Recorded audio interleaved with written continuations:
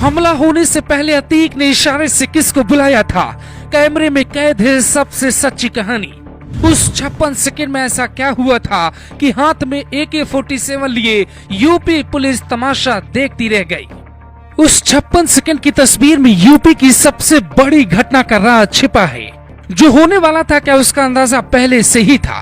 क्या पुलिस वालों को उस बात की भनक नहीं थी जिस बात का अंदाजा अतीक को हो चुका था? अगर पुलिस वालों को जवाब देना ही था तो फिर हाथों में हथियार लेकर सब कुछ देखते क्यों रह गए? अतीक पुलिस की इस गाड़ी से उतरता है, सब कुछ सामान्य दिखता है। पुलिस की जिप्सी से एक पुलिसकर्मी AK-47 लेके सबसे पहले उतरता है। उसकी उंगलियां गन के ट्रिगर पर हैं। ऐसा लगता है जैसे सामने कुछ होते ही वो जवाब देगा।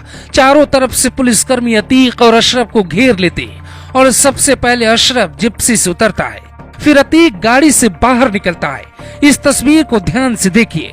अतीक अहमद जैसे ही गाड़ी से बाहर निकलता है वो बाईं तरफ कुछ देखता है, फिर सिर हिलाकर एक इशारा करता है जैसे वो किसी को बुला रहा है।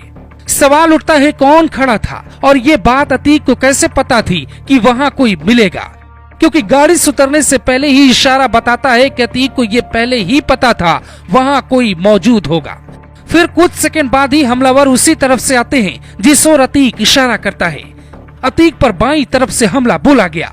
यहीं से इस कहानी में कई सवाल खड़े हो जाते।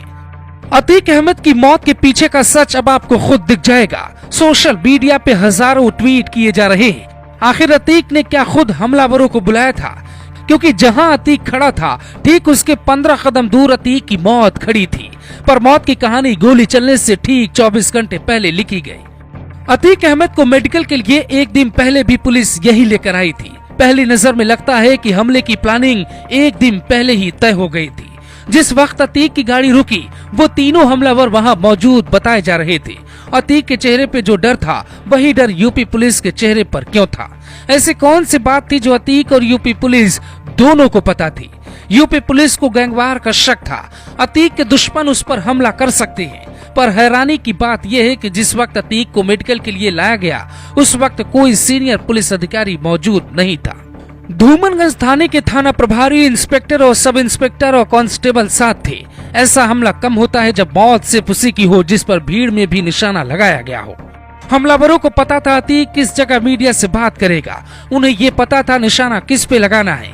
भीड़ में किसी को ज्यादा चोट नहीं लगी, पर अशरफ और अतीक की कहानी कुछ सेकंड में ही खत्म हो गई। क्या किसी पुलिस कर्मियों को गोली न लगी इसीलिए हमलावरों ने एकदम पास से हमला बोला? ऐसे कई सवाल पानी में तैर रहे हैं, पर एक तस्वीर दिखाते हैं। जिस वक्त अतीक को प्रयागराज की नैनी जेल से उठाया गया वहाँ की तस्वीर भी देख सकते हैं। चारों तरफ अंधेरा था। वहाँ भी अगर कोई खड़ा होकर हमलावरों को अपडेट कर रहा होगा तो पुलिस को इस बात की भनक नहीं लगी होगी, पर अतीक का इशारा करना सब कुछ बयां करता है। ऐसी मौत के बाद जाति और धर्म के लोग अपराधी और आतंकी को भी शहीद मान लेते हैं। कुछ लोग अतीक को भी शहीद बताने लगे। दुनिया के कई मुस्लिम देश रमजान के महीने में मौत को गलत ठहराने लगे। अतीक ने कुछ दिन पहले ही कहा मिट्टी में मिल गया हूँ। फिर पुलिस की पूछताछ में कहा मेरी कोई हैसियत नहीं बची, मिट्टी में मिल चुका हूँ। फिर दूसरे दिन भी अतीक यही कहता रहा कि मैं मिट्टी में मिल चुका हूँ। तो क्या अतीक कहानी समझ गया था? पुलिस अंत करे इसके पहले खुद मौत की तरफ चल पड़ती है। ये सिर्फ कहानी नहीं है, बल्कि इस एंगल पर पुलिस भी जांच कर सकती है, क्योंकि अतीक किसी न किसी को कोई इशारा जरूर कर रहा था। मौत से पहले किया गया इशारा क्या कहता है ये जांच के बाद ही पता लग पाएगा। ब्यूरो